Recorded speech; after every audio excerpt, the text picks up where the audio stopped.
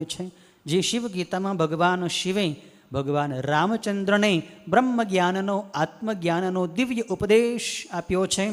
એ શિવ ગીતાનો પાઠ ત્યાગી સંન્યાસી વગેરે કરવો જોઈએ. જો શ્રોતા ગૃહસ્થ હોય તો તેણે એ કર્મની શાંતિ માટે શુદ્ધ હોમ દ્રવ્યોથી હોમ કરવો, અથવા ગાયત્રી મંત્રથી, અથવા આ પુસ્તકના દરેક શ્લોકથી બરાબર હોમ કરવો, અથવા 5 અક્ષરવાળા ઓમ નમઃ શિવાય એ મૂળ મંત્રથી હવન કરવો જોઈએ, અથવા ઓછા વધતા દોષોને દૂર કરવા માટે ભક્તિપૂર્વક શિવ સહસ્ત્ર નામનો પાઠ કરવો જોઈએ. શિવ સહસ્ત્રનામ એ અતિ ઉત્તમ સ્તોત્ર છે, જે સ્તોત્રમાં ભગવાન શિવના 1000 નામો વર્ણવવામાં આવ્યા છે.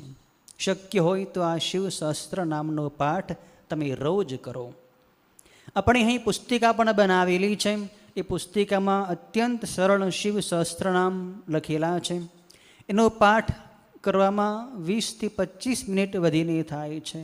પણ રોજ જો તમે આ શિવ સહસ્ત્ર નામનો પાઠ કરશો ને તો તમારું ચિત્ત શાંત થશે, તમારી બુદ્ધિ નિર્મળ થશે, તમારી કામના જે હોય એ પૂર્ણ થશે, અને નિષ્કામ ભાવથી તમે આ શિવ સહસ્ત્ર નામનો પાઠ કરશો તો તમને મુક્તિની પ્રાપ્તિ થશે, શિવ ભક્તિની પ્રાપ્તિ થશે.